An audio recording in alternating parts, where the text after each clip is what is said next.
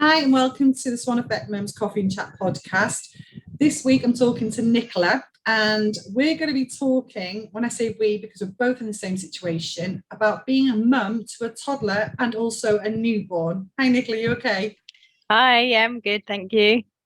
So Nicola and me go back quite a bit. She's one of my friends on Instagram, and when I say friends, it's not loosely, we are actually quite friendly now. I remember I had Ronnie in October. So how many months pregnant were you then? Six? 6, 7. 7. And you had Yeah. put down that you were struggling with pelvic girdle pain. Yes. A lot. And to be fair, Nicola, you were a big girl, weren't you? You know, Alice was big in there. Well, I'm short as well, so I'm 5'0". And so nowhere I was else to like, go. yeah. And I just said, I remember showing Phil and I went, look at this lady. Yeah. She's really struggling. And he said, is that what you had? I said, yeah. Anyway, I had this pelvic girdle belt that I'd bought, and I messaged you and I said, look, do you want this belt? It might help a little bit. Yep. And you were like, yeah, okay, this is weird. You're kind of like a stranger. And then I remember saying, well, give me your address and I'll send it you. And you were like, okay. I remember thinking at the time, oh God, yeah, I could be anybody and just asking for your address, you know. I know, you just turn up at my door. And then I'm thinking, no, I'm doing an honest thing, but you didn't know that. So anyway, I remember Ronnie was only a few weeks old, taking the ticket to the post office. And then, you'd put it on Instagram, hadn't you? And you'd put the belt on. Honestly, I was so overwhelmed by your kindness. Oh. I was telling everybody. I was like, oh, this person I met on Instagram, because I hadn't had that close a relationship with anyone before on Instagram. Like, you chat, but yeah, I think we got quite close from then, didn't we? We did. And it was like, to me, I was only going to throw it away anyway. It's the most unattractive. If no one knows what a pelvic girdle is, just Google it. It's absolutely horrific. I did do a few photos on Instagram because I thought people have to see how glamorous pregnancy actually is. And I think you did the same, didn't you? Yeah. Oh, yeah. Posted it in all my glory. But it was amazing. That belt really saved me. Yeah, it does a bit. And it's like, to be honest, if anyone ever suffers, we're not going to talk about pelvic girdle pain, but I'm just going to mention that. I had it both times. The first time with Fiona, I was a lot later on and they do say the more pregnancies you have, the earlier it appears. And I was 14 weeks pregnant with Ronnie, and it started, and it was 37 weeks when I had her, so it's a long time having it. Yeah. Basically, you can't put your socks on, you can't shower, you can't shave your legs, that's gone. None of that, the glamour of his life's gone. You can't walk, you're waddling, it's just horrific pain. I mean, different levels of it, but mine was quite bad by the end. And I think you were suffering a lot, weren't you? Yeah, I think driving was the worst for me. Oh, see, that was automatic, so. Yeah. Oh, yeah, it was the position, the lifting of the legs, and because I do quite a long journey regularly, it was just too much. Yeah, it's not fun. But yeah, you had the belt, and that was it. And then I remember that I didn't think anything else of it really, because to me it was just, I don't know, £3 suppose, it wasn't even anything, and it was nice to get out of the house. And then you sent me a Christmas card, and I got it on Christmas Eve, and I got really upset because I was like, oh no, I haven't sent anyone. It's Christmas Eve, it's too late. And that to me, I was overwhelmed by that, because gushing over each other. But yeah, it was lovely, and that was how our friendship started. And here we are now. So where do you live and who do you live with? Okay, so I live in Essex, and I live with my fiance Pete, and we have daughter Olivia and daughter Alice. Lovely. And this is why we'll never meet, because you're so far away from me. I don't know how many hours drive you are from me. Honestly. We need to take a holiday down to Wales. Yeah, I could go to Essex. I do watch Towie, so you could take me on a little tour. Yeah. I can't believe I just admitted that. That's like my guilty pleasure. I just admitted that on my podcast. Dear. I think I watched the first series, but yeah, I couldn't tell you who's in it now. It is literally, I don't tell everybody, and Phil laughs because I'll put it on record, and he's like, yeah, and I'm like, don't talk about it. I don't want to acknowledge that I watch it. I just watch it. It's one of those programs you just can't switch off, isn't it? No, it's just, especially when you've had a baby, you just sit there watching it. It's such an easy thing to do while you're feeding. So tell us a bit about your girls. How old are they, and what little personalities do they have? Okay, so Olivia is 3, and she's my daughter from my previous marriage, and she is just a little firecracker. I knew you were going to say that. I don't think I've ever known a child with such a big personality. She's on the go from 5 a.m. until 8 p.m. at night, and she just does not stop. But she's so funny and so smart, and she's actually quite a sensitive child. So yeah, she just keeps me on my toes. Alice is so young, isn't she? But I definitely think you can see a personality from how old you can see it. So what's Alice like? So Alice is 4 months, and she's just the most chilled baby ever. She would be happy just laying there staring at the walls. If anybody looks at her, she smiles. Yeah, complete opposite to add to Olivia. There's one thing I'll add here that obviously we've got so my daughter turns 3 in 3 weeks. So she's, I think, 6-7 weeks younger than Olivia. Yeah. And I had my baby on October the 1st, and yours was January, since early January. 12, yeah. So it's very, very similar in ages. And I will be very honest in my Instagram stories and say, today's hard. My toddler has beaten me to a pulp emotionally, and I'm upset and I'm crying. Or she's screaming at me, I can't get to her. I'm trying, I'm always being honest about how hard it is to talk to a toddler when they can't communicate back properly. Yeah. And you always say, this could be me. This is what my day's like. I am exactly the same situation. Every time. To the point where we're talking about them having a little sister and how they're reacting to it. And I know you were having some problems at one point, but that seems to have, gone past now.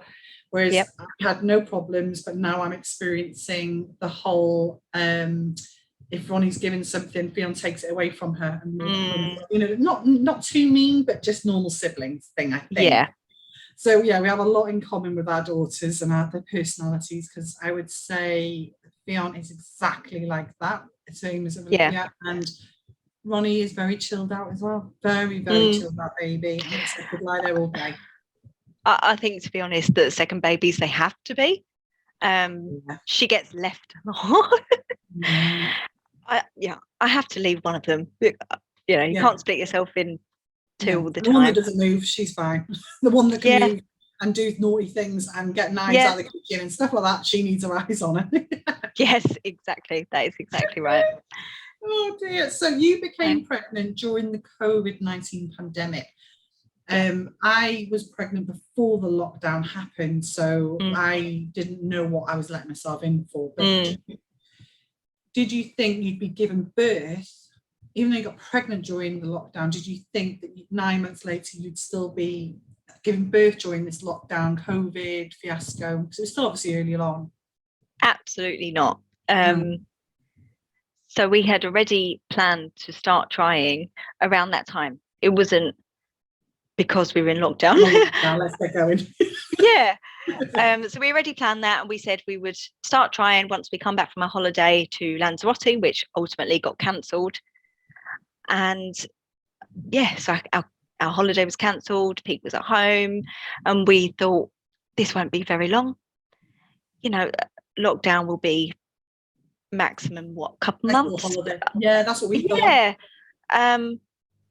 So we thought, great. And also because I have polycystic ovary syndrome, and it took me quite a while, a fair bit of time to conceive Olivia. I don't know what that is. What is that?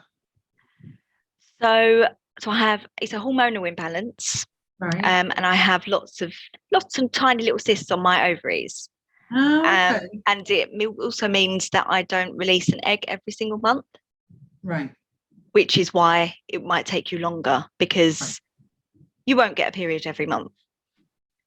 So we thought, it could take a year longer.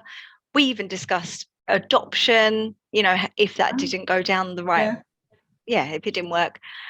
We fell pregnant in the first week of trying. That's bloody brilliant. Do you know what? It happens that sometimes, doesn't it? It really does. Yeah. It's just, you've got to get that night or the day, whatever you're doing it, whatever, but you've got to get, it's just, sometimes, I swear it, because we tried 8 months and I was like kind of not following strictly, but kind of going, I think today's the day if I do. Yeah.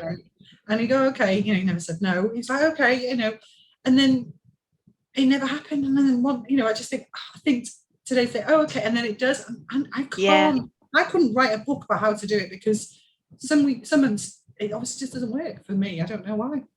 A completely different experience this time. So last time I ended up in hospital with ruptured cysts and all sorts. My hormones were all over the place. So yeah, totally unexpected. Totally didn't expect to be given birth in a lockdown. No. At all.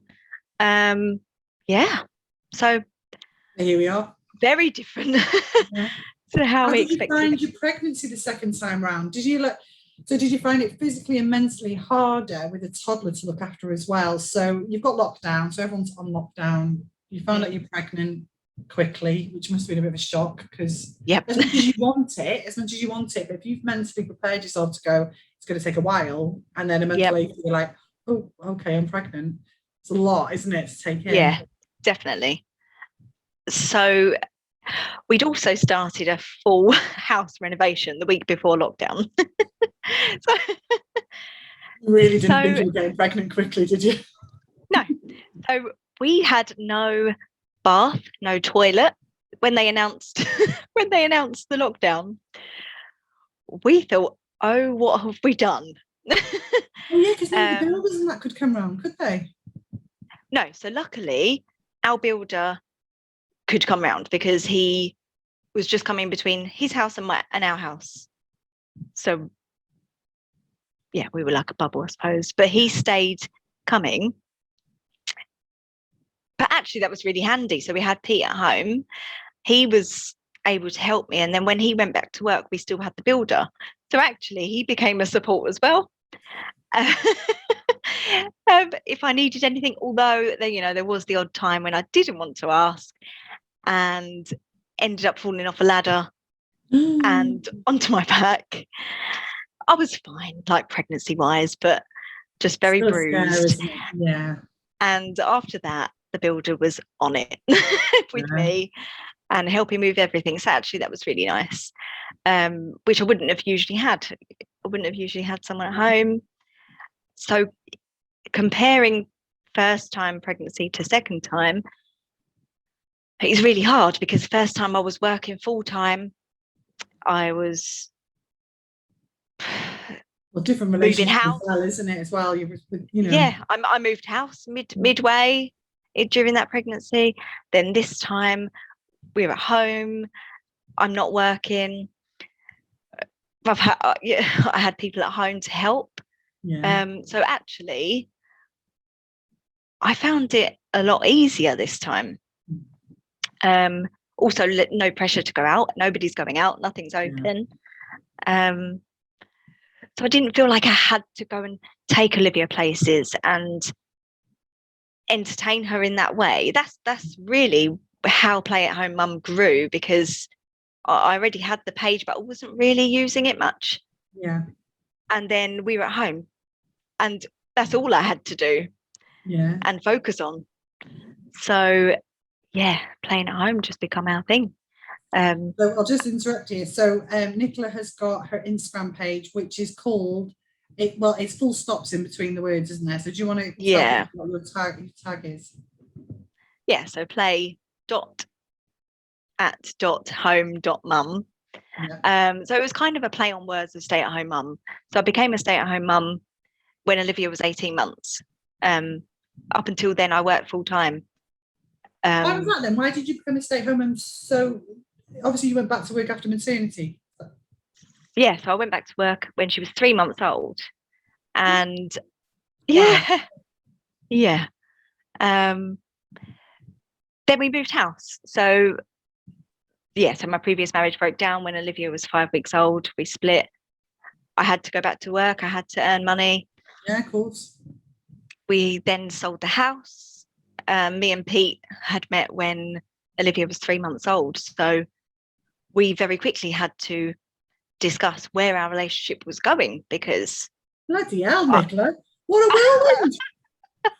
Because I was selling this house and getting a divorce and trying to work and pay the bills and be a single mum. And so we very quickly said, where's this going? You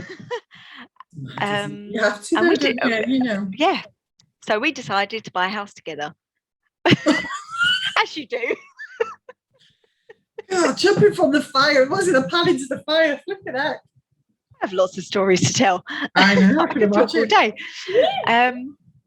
So we moved, and we ended up moving when Olivia was 18 months, and we moved 45 minutes away from my job. So in order for me to go, I would have to either have childcare near the home and then travel, or take her with me. And we discussed, actually, can we survive on one wage, even just for a little while? Actually, it just became something that we settled into and we both really enjoyed. And I know I would love to go back to work some days. I am desperate to go to work and be the one that's not at home. But overall, I love being at home. And so being at home during a pandemic and being pregnant was actually bliss. It felt really chilled, because Olivia was still at the age where she had a really long afternoon nap. She was really happy They were the days. Yeah, she was really happy just walking around the block. So, it wasn't too difficult to entertain her. And if I said, let's sit down and watch some telly because Mummy's really tired, she was more than happy to join me. I think that's the beauty, because we've got the similar age differences. I think everyone says, you haven't got much between them, because I think there's 2 years, 3 months between my two. And the problem, we've got age on our side. Phil's 7 years older than me. I'm nearly 40. So, we had to kind of crack on if we were doing it.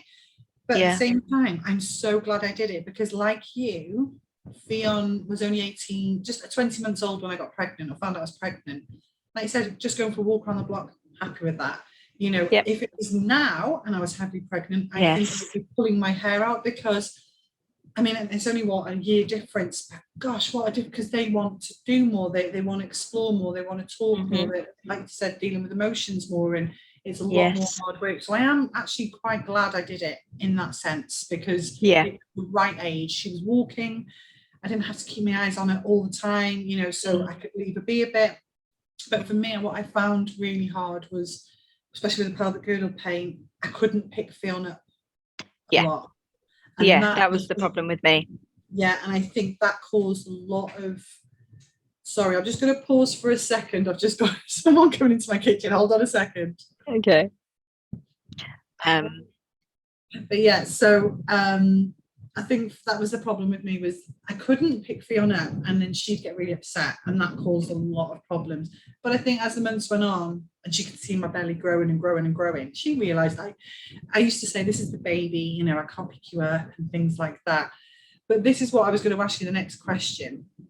How did you prepare Olivia for the arrival of her new baby sister? Quite a few different ways, actually. So we had books was quite a big thing. We'd read them every day. I should have written down the books. But we had about 5 books.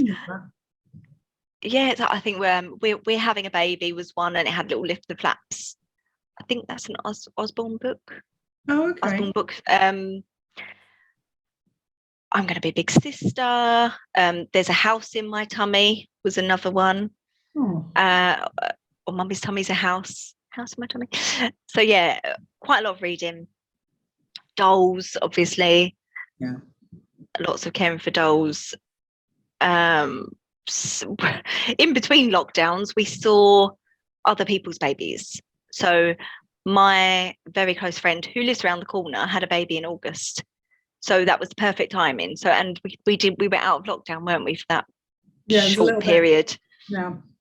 So we tried to meet up with them as much as possible, and that was great because it's proper hands-on experience with an actual newborn. That really helped.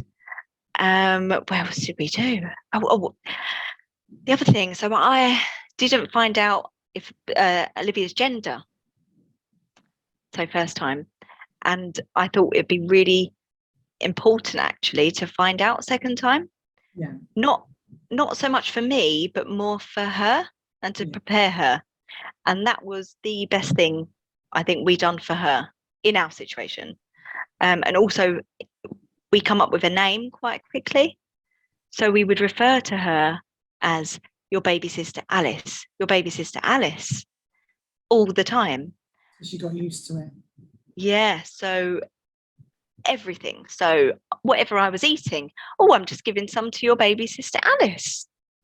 You know, would you like to stroke Alice? I wonder what she's doing in there. We spoke about it quite a lot, and it got to the point where she announced the name to everybody because we spoke about it all the time. And we hadn't told anyone the name, but people were starting to say, are you going to call the baby Alice? I was like, yeah. Cat's out the bag. So yeah, that was great because she knew it's a baby, it's a girl, this is a person with a name and a personality that she's going to help look after. It wasn't, there's a baby. So that was really helpful. And the other thing we done, because we were doing a renovation, she was in with us, so she was sleeping in our room for the majority of the year. And I was like, oh my goodness, this is never going to work because she's going to go into the other room and feel like we've rejected her because the baby is going to be replaced in our bedroom. So we tried to prepare her bedroom with her in mind, with her help. We knew that they would eventually share. So the whole time this is going to be yours and the baby's bedroom. It wasn't, this is your bedroom. So we put the cot up in there. We knew that the baby's not going to be in it for a long time, but she knew that that's the baby's bed, this is your bed. And actually the transition was fine, and she knows now when Alice is bigger, she's going to sleep in there with her. So yes, that was another thing we done. But yeah, I don't know, I feel like I didn't do anything. I was so anxious and nervous about it. I think I overanalyze, but then that's me. I overanalyze everything. I think for me, I was thinking there's the difference between Olivia and Fionn is Fionn's speech is so much further back than Olivia's. Like you'll say what Olivia says to you, and I think, God, I Fionn is nowhere near speaking to me like that, and that's fine. Every child is different, and you know, because of a birth, they've said that you might be slower developments, and that's absolutely fine. And sometimes it would come on within she's already a week. I mean, once she starts school in September, we'll probably see quicker as well. But it just meant, and we're talking a year ago now, how, and she was even worse back then. She'd just do a lot of pointing and things like that. So once my belly started growing, I would just rub it and say, oh, baby. And she started rubbing it, oh, baby. And that was it, really, because, or if she wanted picking up, I'd say, I can't, the baby needs mummy. So mummy, you need 1 pound, things like that. And then I was in hospital I was in and out of hospital for so long at the end. And I just got so upset thinking, she's going to forget about me because that's what kids do, you know, they're not, you know, they're quite fickle, and whoever gives them the most attention, that's the ones they veer to and things like that. And then when I had Ronnie, it was 8 days, and we were FaceTime because I couldn't see anybody in those 8 days. And I remember by the 6th or 7th day, I just burst into tears, baby blues and everything. And, but she didn't want to talk to me. She didn't even look at me on the phone or anything. I was devastated. And I just said to Phil, please make sure you're telling her every day that there's a baby coming home. There's a baby coming home. And I FaceTime the baby, and she'd go, oh, whatever, you know. And then I got home at 9 at night, and my mother-in-law was sat on the sofa, and she'd kept Fiona awake. So she was exhausted, kind of leaning on her. And I shuffled in because of the cesarean. And she ran over and I picked her up. I didn't care then. I thought, I don't care. I can't point the baby. It's only me. I don't care. I've got pain. And yeah, she was ace with the baby, like absolutely ace. But at the same time, I just don't, after a few days, I don't think she cared. You know, Ronnie would be in the Moses basket. And I'd go, oh, look at Ronnie. And she'd go, yeah, and walk off because she wanted to play with the toys, or, you know, it was, I couldn't get over how easy the transition was from one to two in that sense. I said, she's still great now and she'll have a mood swing. God, she has a mood swings. But she's never done one with Ronnie yet. I know that's going to change because I've got 2 sisters of my own, but it's just been lovely for that part of it. But I had to keep it really simple with Fionn, and it worked for us because the speech thing wasn't great. But and there's Olivia was slightly older as well. Yeah, she is slightly older, and so she was 2 years 10 months when Alice was born. So that few months does make because if it was now, because Fionn's 2 years 11 months now, it would be different how I'd approach it now, because she does a bit more better at speaking, a bit more better. Yeah. I worry about her speak. I'll just apologise. It's Friday night. I've had a very long day and I'm having a coffee with gin in my glass. Why not? Had a long week of parenting. Oh, hasn't it just? So what we'll do is now we'll have a little quick break and then we'll come back. Okay. Yeah, perfect. Thank you.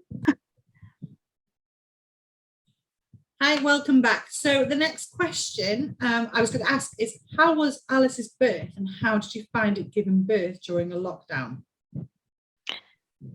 So I had a really traumatic first birth. So this birth, and I previously had postnatal depression and post-traumatic stress disorder, all of that, anxiety. So this time, mentally, I was quite worried, obviously, naturally. We are like 2 peas in the pod, because that is exactly my experience in my first birth. Yeah. But actually, it meant that this time I had the most amazing support from midwives, from the mental health team. On it, aren't they? They were really on it. Like, I could not fault them. I had so even though most second-time mums, because of the lockdown, had less appointments, I had more. I did too. So lockdown-wise, it didn't really affect me. You know, because I had extra ones. Scans. Oh, okay. And they admitted it was so that it was a way of keeping an eye on me. So they admitted that they didn't really need to check on Ronnie, but it was just a way of making sure I was coming into appointments and they could check on me and catch with me, because otherwise they'd be told to phone me and they didn't want to do that. So they were telling me to come in for, and I thought that was lovely. That was a really nice thing. Well, I had home visits. So which was amazing for me because obviously I had a 2-year-old and I was thinking, how on earth would I have ever taken her to the hospital to go to these appointments? Usually she would have been running around the corridors and it would have been a nightmare. I wouldn't be able to listen, whereas they came to my house from 18 weeks regularly, every 2-3 weeks, right to the end. I've never known support like it. It was complete polar opposite to my first, and I was so grateful. I think do you get a bit irritated by that though? Because I just think if they'd have done the job right the first time, I wouldn't have to have all this support and all this extra money, probably all that support that costed. I didn't need it. I wouldn't have needed it, but you messed up so much the first time. It's kind of made me this emotional, like I said, PTSD, anxiety. I was so stressed out having the second one. I was just convinced something bad was going to, I mean, it ended up not as bad as Fionn's, but same. Oh, if you had just done what I told you to do the first time, I wouldn't have to go through all this time. And I do think that they listen to you more when you're having your second. Yeah. Which is, you know why? Because they think, oh, it's your first time, we know best, go on. Yes. But the second time I'm like, no, that happened with my first one, and I know how I'm feeling. Yep. I know I've got pelvic girdle pain, I know it's this, because we become experts. Yep, exactly. And we know our bodies better than anybody. Oh, don't we just? It's our bodies, our feeling. But anyway, so yeah, so that was the pregnancy. So I had a lot of support. And when it comes to midwives, I had the same midwife from day one to throughout my birth. Which again, I didn't have the same midwife twice with Olivia. No. Which obviously added to the lack of care. So that made the absolute world of difference. I felt so supported and cared for and looked after this time that actually, even though Alice's birth ended up in an emergency C-section, I see this birth as a really positive experience, and I have nothing but calm and happy memories from it, which is the complete opposite with Olivia. Yeah. So yeah, it was just amazing. I done 5 centimeters at home. You always have were you told you had to have a C-section because you had an emergency the first time? So did you have Alice naturally or by C-section? Sorry, so I had Olivia naturally. Oh, Olivia naturally, right? Okay. I had to have ventouse, the suction cap on her head, because she her heart rate was dropping and it became an emergency, so it was very close to a C-section. Right. Okay. But I'd gone all the way to 10 centimeters and I've been pushing for 2 hours already, so they were like, let's just try our best. But then she was born not breathing, and she didn't breathe for 10 minutes.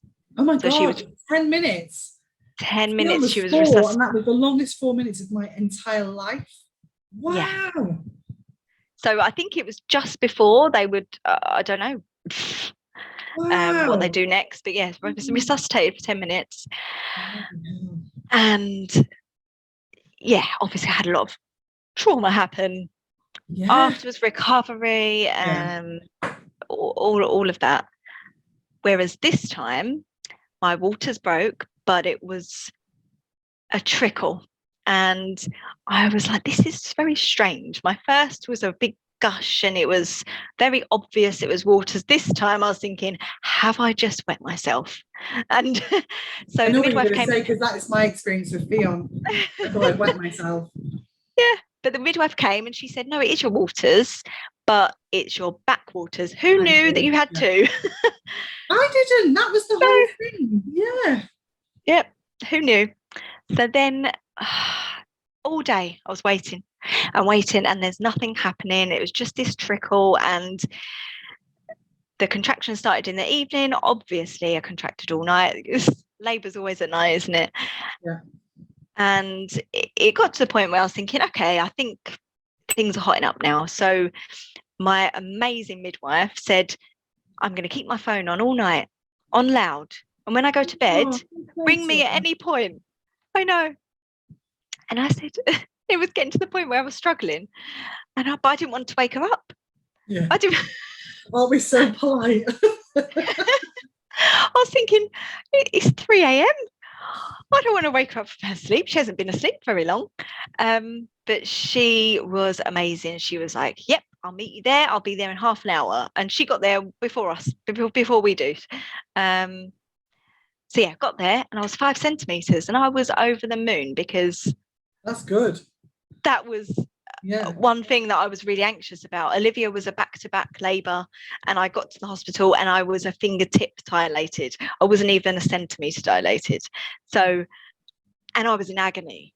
So this time, to be told that I was 5 centimetres already, I burst into tears and felt so proud of myself that, yes, I've done it. You know, I'm not a wimp, you know, like doctors would look at me and say, oh, you can't be in that much pain. You know, you're a fingertip dilated. What? Hello. And I was like... It's like it starts as period pains and then it just escalates. I was in agony and they said, you're 4 centimetres. And that was it. And I went, are you joking? It's been 2 days. I was, honestly, I've never felt anything like it in my whole entire life. I never want to ever again. No. But we're not going to try and put people off. But it's the best experience as well, the best outcome every time. So to be at 5 centimeters, I was so happy. Yeah. But then they hit me with the bad news. It had already been 24 hours since my waters broke. So straight on the monitor, straight into labour ward, and I was so disappointed, but I thought, no, keep positive. Why Get those disappointments. Then? What was the matter with that? I think because I thought it would end up the same. Oh, okay. Right. If I was laid on a bed. Yeah. And I wanted to be up, and I wanted to try a water birth if I could, because I didn't get the chance last time either. There was all of that emotion in my head, but I was so determined to block that out and stay positive. I don't know. This room was just so bright. There was enormous windows. I was hungry, but they told me I wasn't allowed to eat just in case I had to have anesthetic, and I was like, this is nothing like what I imagined again, but it's okay. It's okay because I've got a midwife that I know really well, and I've got a really supportive partner, and I know that I'm safe and I'm in safe hands. That's all I kept telling myself. And it got to the point where I had doctors coming in and saying to me, you're not getting past 8 centimeters. It's not going anymore. Shall we give it another hour? They gave it another hour. They come back, they said, it's either C-section or we give it another hour. And I said, no, I want it to be my choice. I don't want it to be a rush last minute decision. And so I said, no, let's go for C-section. I don't want to try for another hour. Did you know what that would entail though? Really? Did you just think they open me up, baby comes out and that's that? Because I knew that's what a C-section was. I didn't know how long it can take to recover physically. Absolutely. And also mentally as well, but more physically from a C-section. It's brutal. I mean, I've never had one normally, so you've had both now. So which one would you say is the hardest one to recover from physically? Oh, physically, absolutely C-section. I had a episiotomy, I was cut with Olivia. That was hard, but it was nothing on C-section. But although I have spoken to quite a few people who have had a planned C-section, and it does seem that their recovery is much, much, much easier. So I think I was having a planned C-section with Ronnie, and it ended up being rushed, and there was issues because of the scar tissue left from the first emergency C-section. It took a long while to get to Ronnie and things like that. So as much as I was calmer, and she came out crying, which is always a good sign. Physically, I had this tube. I've got a photo of it, a tube coming out, and it's got a ball, and it was full of blood, and that was in my stomach for 3 days afterwards. And I never had that with Theon. And they said, he's tried to stitch you up as best as possible.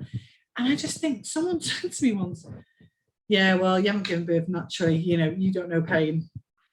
You're under loads of drugs. That was it. You were under loads of drugs. And I'm like, yeah, sure. I never felt that knife going in me. I never felt the baby being pulled out of me. Sure. But the next day, let me tell you, that minute when they say, right, come on, you need to get up and walk go to the toilet, I think I said to you, I felt like I was going to break in two because my stomach was horrifically in pain. Yes. Yep. Please don't let anyone ever tell you that C-section is easy. It's not. It doesn't last forever. I'm not trying to put you off, but I wish that people who have never had one would give it a bit more respect, because it is brutal. I didn't realize until after. That's why I was asking, did you know what was involved? Because I saw something with layers of a book or something. Yes, like I've seen that. And then the muscle, and then the fat, and then I was like, I've done that twice. That's crazy. You're a hero. No, you are. Now, but now I'm not a hero. I just stood there and lay down and let someone cut me open. You have to heal. It's everyone. you went back for a second time. That makes you a hero.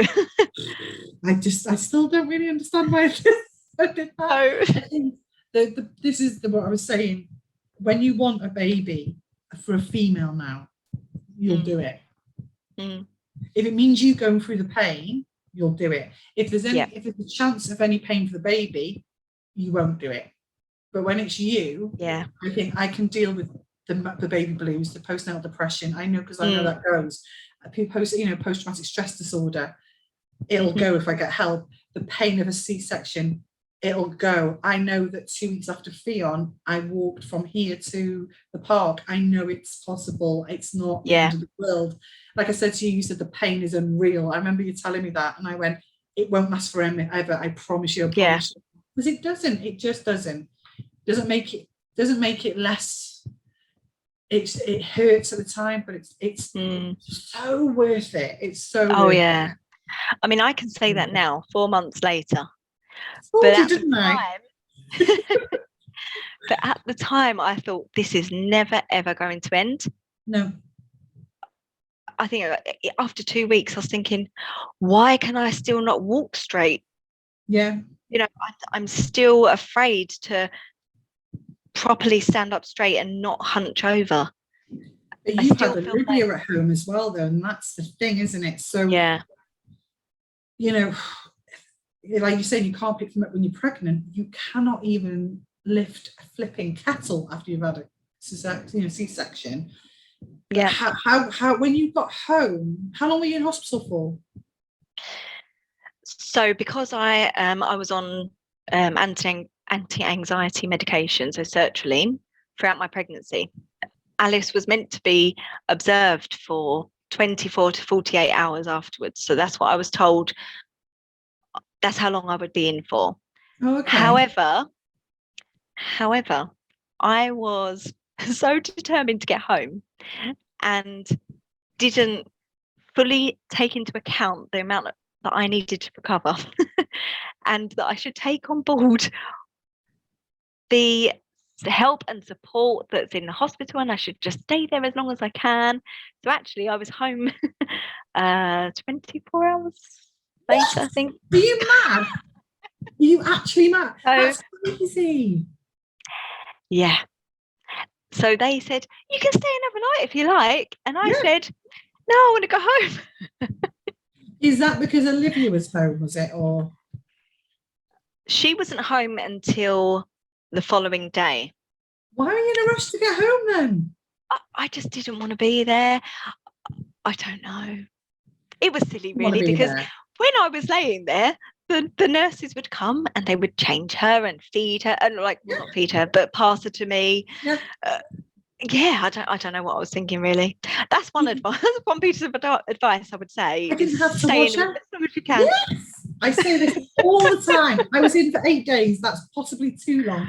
However, I will say that I had my own room. Now, I'd like to think it's because they knew my circumstances with Fion the first time, and that Ronnie was in special care this time, and she had jaundice and all this sort of stuff. But really, like Phil says, it was probably because my snoring just annoyed everybody in the whole stomach. But they gave me my own room, and I was savvy enough this time, and I'd got an iPad and I charger and downloaded programs and things like that. And other than tending to Ronnie every 3 hours, changing a nappy and a bottle feed, I slept in between as much as I could. And it was funny because with Fiona, I didn't, because maybe I was a new mum and anxious. This time I was like, you are never going to get to do this when you get home. Sleep, Lynn, sleep. So I went through the blues bit in the hospital on my own. I went through the recovery of the C-section. So by the time I'd seen Fion, I was a week after my C-section. Hence why I could pick her up. I felt a lot stronger. But honestly, ladies, if you're listening, unless you've got another 4 kids at home and your fella's not coping or your partner's not coping, use it. Have a few days in hospital. Chill out. So I was worried about Olivia. I suppose that is why I wanted to get home as well. But I don't know. I think they just... Sorry, I'm just now getting it repeating on me. No. I'll try and ignore it. I had them all coming it felt like every half an hour to prod me or inject me or check something. And I felt like I would recover better at home if I'm not disturbed and I could just sleep in my own bed and chill. Yeah. But I did get an infection in the night. So I probably shouldn't have gone home the next day, but I had a fever and I was raging fever. I was in agony. I think it was the gas. The gas is like extremely painful. I never had it with Freon, but I had it with Ronnie. Oh my lord! Wow. You're saying gas? It's basically like just air pockets from having a C-section. Yeah. So they've pumped your belly up and down, moving things around. So there's lots of air pockets around your body. I had it in my shoulder. Wow! Oh wow! That is painful. Yeah. Oh, I think I had mine on the lower right of my stomach, and they had to go and get the top doctors in to see what was wrong. So they weren't sure if maybe it was something to do with my the wound because of where it was. Where it was, yeah. Yeah, and they had to check the wound, but it was the gas. Who knew that gas could cause that much agony? It's horrific. I looked it up when I was in hospital, and so many women get it, but they don't really talk about it very much. It's not actually when I blog about it. All they gave me was this peppermint liquid. I had those. Hot. That's the only thing that really worked for me. The capsules. Yeah, no, and liquid. No. My hospital. Yes, I had that. Drink this. This is like the best thing you can have, and it was really strong peppermint, cordial, not cordial, but like a liquid with a bit of hot water. Lovely, actually. Yeah. I had that in the hospital, and then when I went home, I had the capsules from Holland and Barrett, and they were amazing. Yeah. I think mine were just like peppermint IBS tablets or something like that. Oh, okay. And things like that. Yeah. God. So was Olivia all right when you got home then? So when she met her, she was amazing. I have the best video of them meeting. Yeah, me too. She was gentle and curious and really sweet. Didn't want to look at me. Like, she wasn't interested in me. It was all about the baby, which is fine. But yeah, a dream. And I don't think it took too long for that to change. I think she really, really struggled with the fact that I couldn't pick her up. I couldn't get down into her bed to read her bedtime story. I physically just couldn't move from my bed. I don't think I went downstairs for a week. I think I stayed in my bed for a week, and I just shuffled to the toilet and shuffled back to my bed, and that was it. And you should not have gone home that early. No. Blimey. So she really struggled with that, obviously. I tried everything that everyone says. Have games that you can play in bed with your child, have books, and she did not want to get in the bed with me. She wanted me. They don't emotionally, they cannot digest what's happening in that sense. To them, it's baby, mum's home. Oh, okay. Oh, mummy, come and do what you normally do. I can't. Why? I've had a baby. Like she wasn't bothered by the baby. The baby was. She didn't even notice the baby was there. It was me. It was me that she noticed I wasn't doing what I normally do, and especially being a stay-at-home mum, she's used to me doing everything, and all of a sudden I wasn't doing anything, and that was really, really hard. Even though we'd also done the whole trying to prepare her that was another thing actually of trying to prepare her was Pete would do bedtime and bath time and dinner time as much as he could before the baby was due. But even though we did that, it still didn't help prepare. No. Well, maybe in a way, but it wasn't enough. And so we had to go through all the emotions, and it has been a long 3 months of emotions, especially because she didn't hug me for 3 months. So she's a very affectionate child when it comes to me. We have lots of cuddles, lots of playtime together. We're quite close, and she didn't hug me and push me or actively push me away for 3 months. So mentally for me, that was really hard. I thought, what have I done to your life? Well, what? This is the worst thing I could possibly have ever done for you.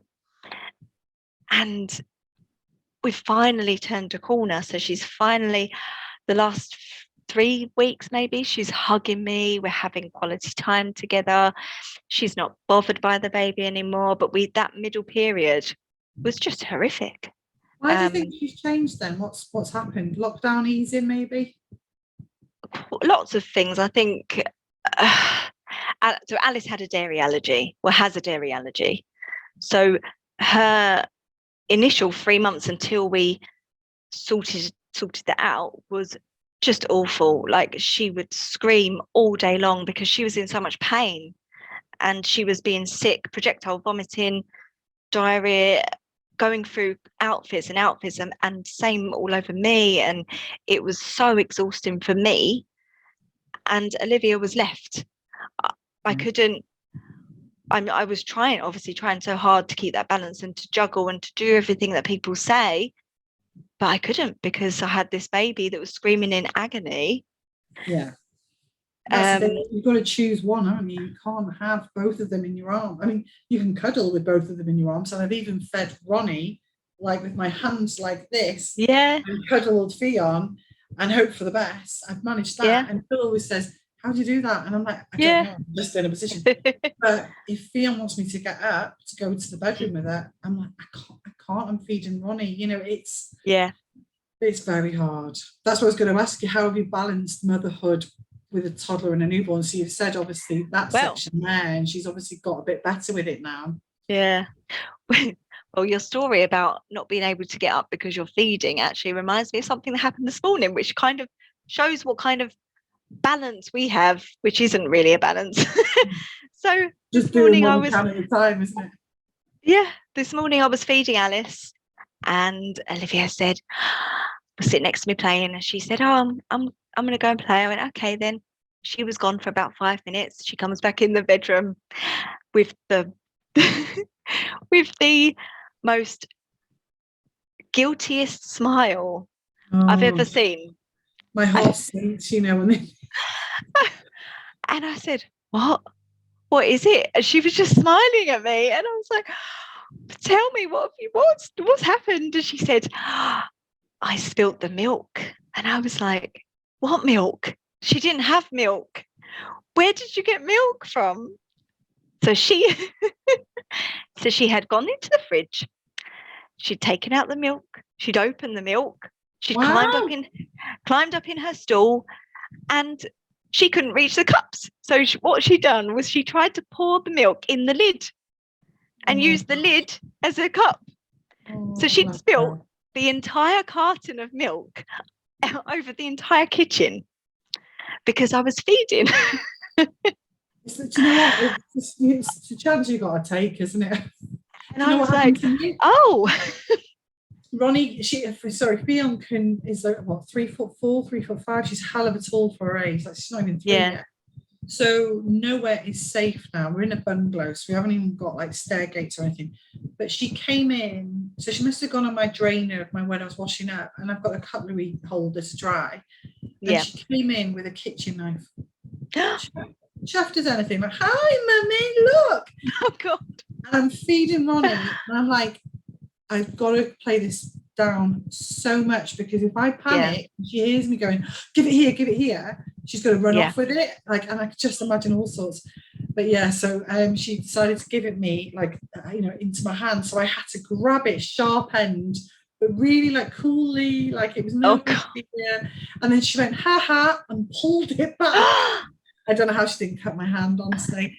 All while trying to feed Ronnie, who's fallen asleep. And it's all about balance, isn't it, Nicola, at the end of the day? So when it comes to balance, I don't think I have a balance. No, I haven't either. As long as they're asleep and when they're breathing, by the time they get to bed, I'm quite happy, and they're happy. Yeah, honestly, 4 months in, we are still winging it. Every day is a different day. It depends how they wake up. It depends what mood they wake up in. I think I'm not a terrible mum, but I'm not the best mum in the world either. You know, as long as I am just a normal mum, like everyone else, getting by. Some days I cry, some days I don't. Some days I enjoy having both of them all day. Other times I wish someone would just offer to take them off my hands for a few hours, you know. But I've learned to realize that isn't a bad thing. That's just normal, you know, that's just normal life. And I think that because we worry about that and we think about that, that's what makes us a good mum. Yeah, exactly. Absolutely. So if we didn't care, we wouldn't think about it. Yeah, exactly. I always think that, and Phil's very good at reminding me that as well, quite a lot. But now, so this is what we were just talking about before I hit record. Now that lockdown is easing for everyone, what are your plans for the family? Like, what and where will you go? So you're a play-at-home mum. That's what your Instagram account is. But obviously now that you want to, you know, you can go out. I assume you like going out. It's not that you want to stay at home all day, every day. No. So we were very busy people. Me and Olivia were always out, never at home.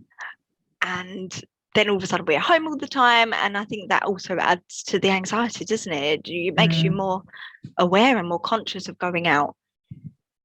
And then you throw in another baby. And just like with your first baby, you think, how am I ever going to leave the house? Yeah, I'd rather not leave the house sometimes. It's easier. No. Although today was definitely one of those days where we needed to get out of the house. After the milk situation. So we've been to the farm, we've been to soft play, we've been to the aquarium since it opened, but I haven't done anything alone, really. Where I struggle. I don't think I've even... I'm always on my own, and that's why I can't do it. Like, you know, like my mum will come with me to the farm, but like tomorrow I have no one, and I'm like, do I take them out? No, because she can't walk very far. So where do I go? No, if I go to the park, she'll try and climb the big things, and then I've got to leave Ronnie on her own. And it's just like logistically, it's a nightmare with a newborn and a toddler. It really is. Oh yeah, I mean, so today was the first time I've taken them to the park on my own. How did it go? Together. Well, at one point I thought I'd lost Olivia. Probably not great. She was fine. She was just on the slide. But, you know, like, I'm looking down at the baby. And then, you know, when you look up and you're like, and I was trying to keep cool. And I was thinking, she's actually not in the park. Yeah. She's actually not there. And then she appeared out the slide. I was like, no, she's fine. Oh, like, but you really do. And you think, you know, you see people like, I mean, it's getting morbid now, but I said to my mum the other day, like, I was going, oh, where's Fiona? She was, Lynn, she's on the other side. It's fine. I'm like, are you sure? Because I haven't seen her. And she's like, what, for 30 seconds? And I'm like, Mum, you don't understand. Like, it's not the fact, it's scary that I thought of your child getting abducted. I said, because well, I never had that when you lot were kids. And I'm like, no, I know you didn't have that fear. But the problem is now, is that it would be on Instagram and Facebook about how much of a terrible mother you are, that you didn't have your eyes on your child every single minute. She goes, you can't have your eyes on your child every single minute. But it's so easy. I've lost Fiona in B&Q, where I've seen her, I've walked off with the trolley, and she's down, say, that aisle, on the left aisle, and then I've gone, Fiona, and she's gone, yeah, but she's like, sounds like she's over on that side. And I'm like, how on earth have you got from that side to that side in 5 seconds, 6 seconds? Because she runs like the wind. And I think, oh my God, anyone could have been down that aisle, anyone could have pinched it, anyone could have, I just send myself in circles with it all. It's so scary. Exactly the same. I just thought, so I can't even look down at the baby because when I do, you look up and they're gone again. And so it was fine. It was good. It actually gave me more confidence today. I think I'm going to start trying to push myself, because otherwise I'll get stuck in that routine, and then it become more of a big deal and more of a fear. So who knows? Maybe next week I'll be going to soft play on my own.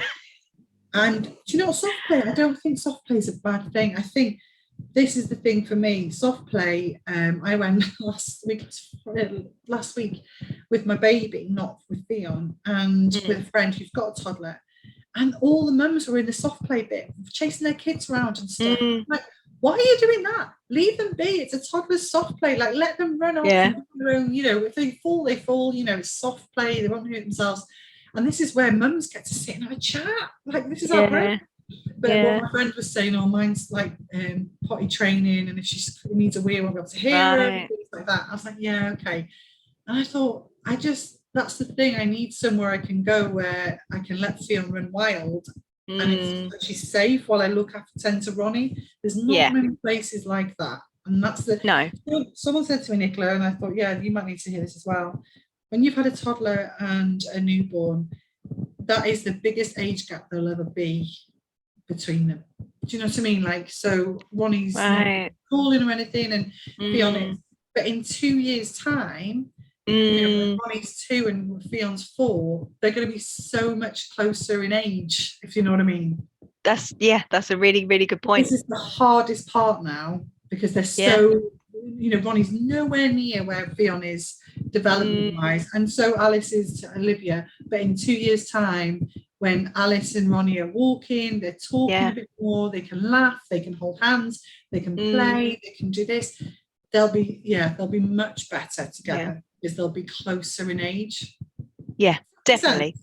You can imagine them going off in soft play and playing together.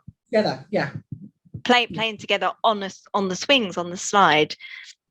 Whereas at the moment, I think my biggest fear with soft play is having to have the baby under one arm because I can't imagine Olivia wanting to play on her own in a soft play. If we're not there with friends, if we're there alone, she's going to want me to go in with her. What do I do with baby? Just, you know, tuck her under one arm. And they're getting heavy. Well, as they're getting older, they're getting heavier, aren't they? Basically, what I'm saying is just grin and bear it. In 2 years, our lives will be so much easier, Nicola.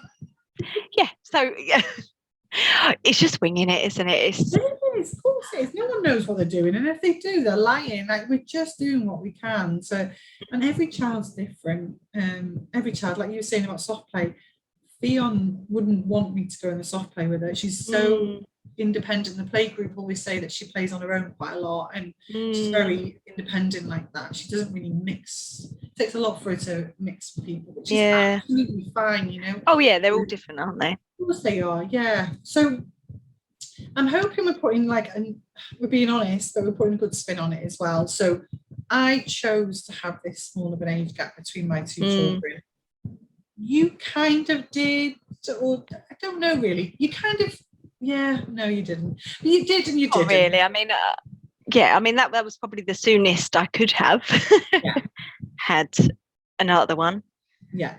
Well, realistically, I started trying when Fionn turned 1, and it took me 8 months. So really, I could have had 2 under 2 if it was the same situation as you. You know, it could have been a whole different ball game. But you know, just if you want to do it, just do it. And I just think, even if you have a 2, 3, 4, 5, you know, I think there was something like 10 years between my big sister and my brother and sister, the twins. You know, every age gap's hard in its own way. It's got its good points, its bad points. I say go for it. There's 18 years between me and my sister. Well, this is it. Phil's got 2. There we go. Kids, isn't it? Yeah, Lucy and Maddie, they're 22 and 19, and my 2 are 2 and 7 months. Huge age difference. Well, mine was with the same. The parents as well. Yeah. No way. How many kids in between? So there's 4 of us. I'm the eldest, and she's the youngest. 18 can hear it. I know. Could you be asked? Just, I couldn't. Imagine our 2 girls being 18 and then going, let's start all over again. No chance. Absolutely mad. Yep. Can you imagine being, so I was 17 when my mum said that she was pregnant.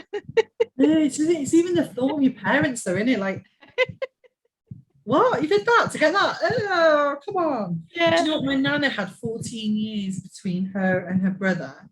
And she always laughs because she always says I was a mistake baby.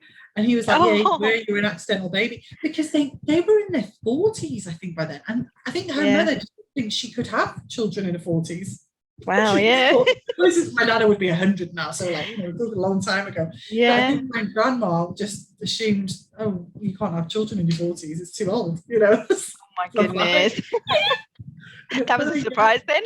Yeah, so there's big age gaps in that family as well. Well, do you know what? There's 10 years between my brother and sister and big sister. What I'm trying to say is, if you're deciding, oh, it's too soon, it's going to be hard work, I'm just trying to say, I think it's hard work, whatever the age gap is. Yeah. There's always a challenge, isn't there? Yeah.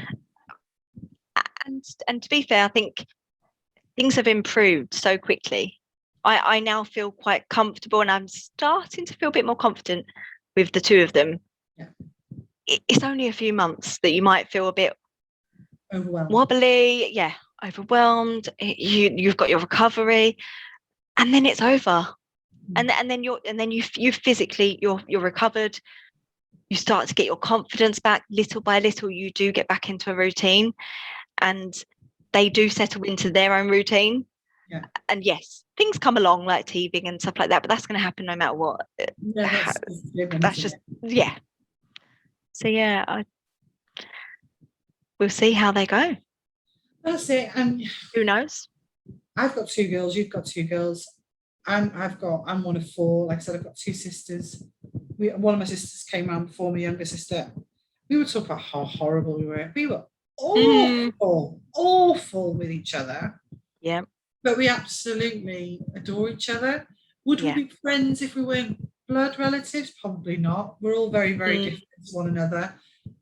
But that doesn't matter. When you're family, it's like a bond. It's like stuck with each other, and that's that. And that's why I went through it all again, because I wanted Leon to have that. I wanted her to have the sister that she can't stand, but at the same time, when stuff goes wrong, they're going to be holding hands together and being there to support each other.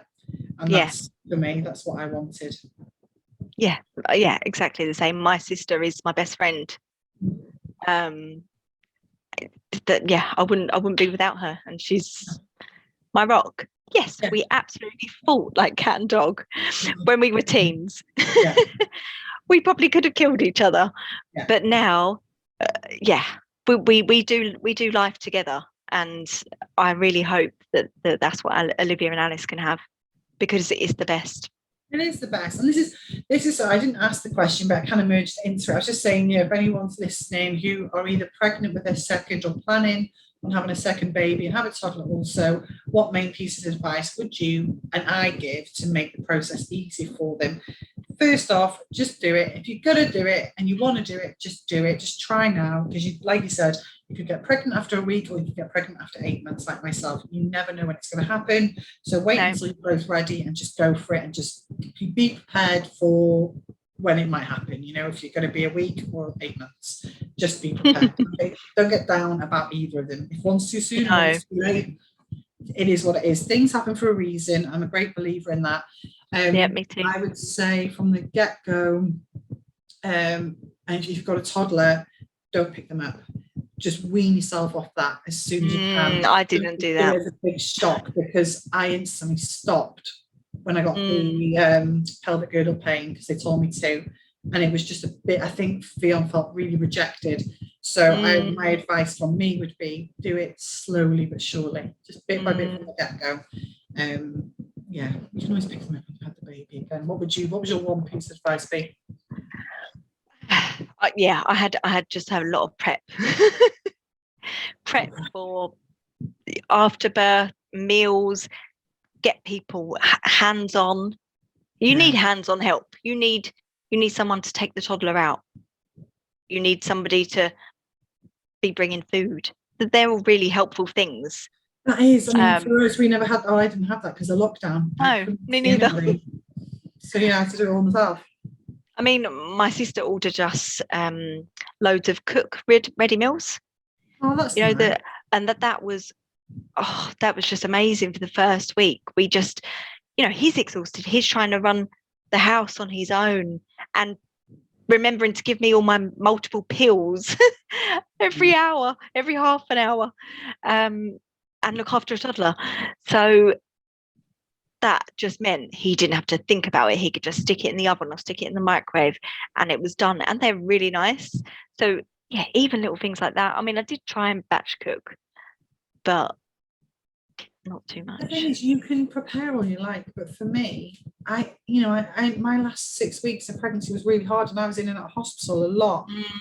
And I felt so poorly. I had no energy to do anything like that. So yeah, you make do. Do you know what? As long as you've got your Moses basket, you've got nappies, and you've got your milk ready for when you come home, and you've got blankets and some baby grows. I just think that's all a baby needs, as long as they're there with the mum, and dad, obviously, or partner, whatever. I think actually the most important thing is your mental health. So it is your support network, and ensuring that everybody's on the same page. You're prepared that even if things go wrong in your mind, it's not wrong. It's fine. I absolutely did not want a C-section. I was really, really against them. Oh, really? Yeah, I mean, my mum had a horrific, traumatic C-section with my brother, and that just put the complete fear into me for years. So that was the one thing I was adamant I am not having. I ended up having it, but it was a really positive experience, and actually, I see her birth as still as just wonderful. And of course, yeah. So it's all about your mind. Yeah, it's all about at the end of the day, that we've got babies from whichever birth you had, you've got a baby from it, and that is the main thing.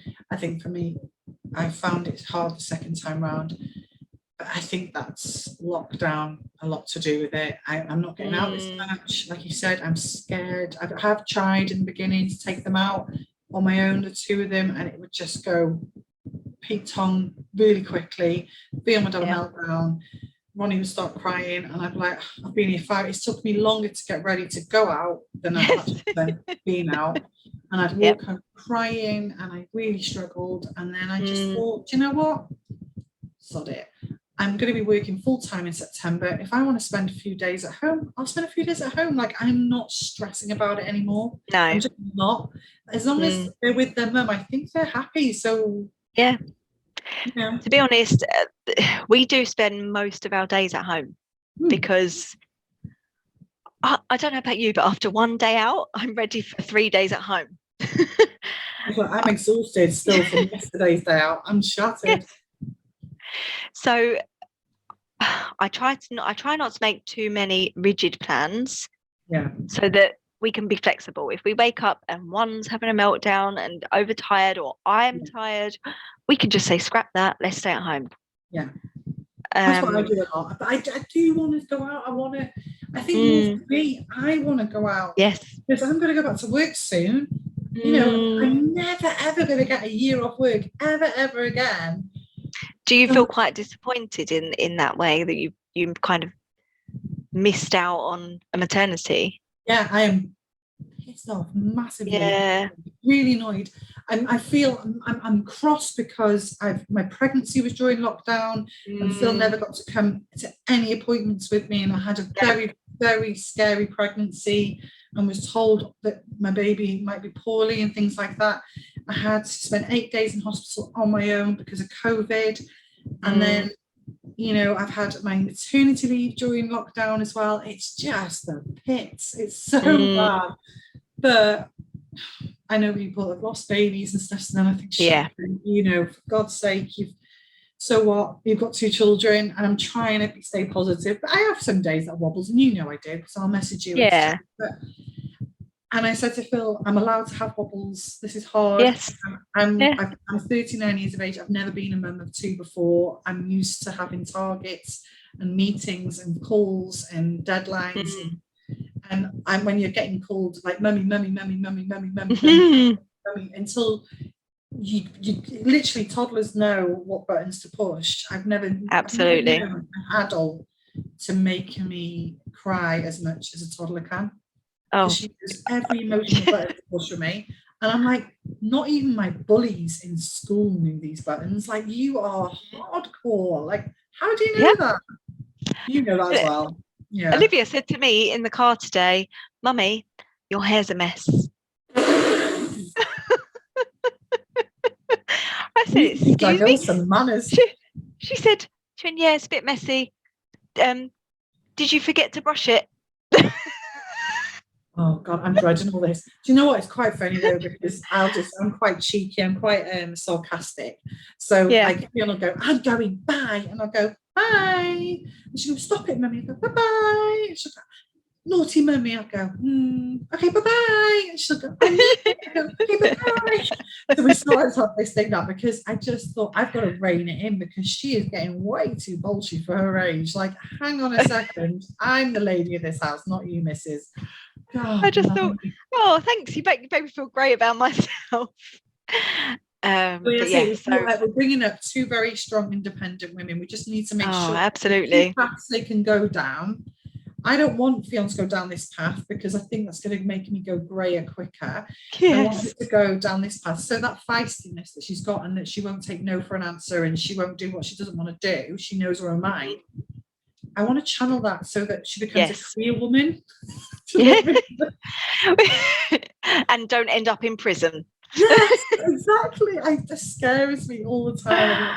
And it's such a responsibility of having a toddler, because this is their make or break. I'm sure of it. Like 3, 4, 5, great. But I think this 2 to 3 is when we're molding them, like teaching them manners, discipline. Like, can't do that. Say please, say thank you. If we don't do it now, then it's do you know what I mean, Nicola? It's hard. I feel such a responsibility of Fionn, and having a newborn as well. It's quite hard to try and do that. I can't put 100% into it. I'm trying, but I can't. I think that the best thing is to make sure that we are okay. So as long as we're okay, we're calm, our cup is filled, it's not overflowing, we're happy, we're getting things off our chest, which obviously you do. Then they'll be fine. We are their role model. As long as we're okay, they'll be fine. They'll be fine. Exactly. So just make sure you've got a good drink in your hand at the end of the day. But you know what, I think she's taken that on me, because I'm her safe space. Apparently I've been told that mums are safe spaces, which is lovely, and that's, I'm trying to remember that when I'm getting absolutely annihilated on a daily basis. However, then I look at Ronnie and I think, oh, it's all right, because Ronnie's going to get it in a few years. She'll just pass her attention on to me. That's a good point. I'm like, I just need to take this for a few more years, and then it's no longer my responsibility. It's fine. God. Right, well, I'm going to have to go. I'm going to have to edit me out, because it's gone on for me. I always feel like I've had it's funny, like Phil will say, you can tell when it's someone you know and when it's someone you don't know, because the ones I don't know is over and done within 40 minutes. But it's someone I know, I'm about an hour and a half chatting. But me now, trying going back to that. That's just you waffling. Shut up, Lynn. It's been really nice talking to you, Nicola. It has. We should do this again. Yeah, definitely. I'm always up for it, because he just sits and watches TV. I know. Friend and I. Pete just falls asleep. He just drinks alcohol, falls asleep, and that's that. So it's been nice. Good conversation. I've got to admit, I feel like I'm talking to like a female pilot as well, so that's always good. Honestly, he come home. He come home with them. I was like, "What is that? Why is it so big?" Oh, hang on, I'm still recording. Right, hang on. Let me just record the last. Just slacking up furnace off. I won't put it on, I swear. Hang on. Oh. Right, I think that's everything I wanted to cover. I'll have to finish it off, because we've been talking for about an hour and a half now, so I'll have to edit this right down.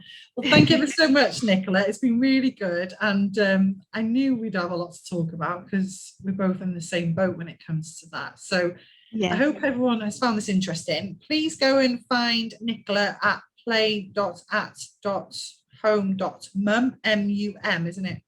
Yes. Yeah, because people spell it so many different ways. So Yeah. find Nicola on Instagram. She has loads of great ideas.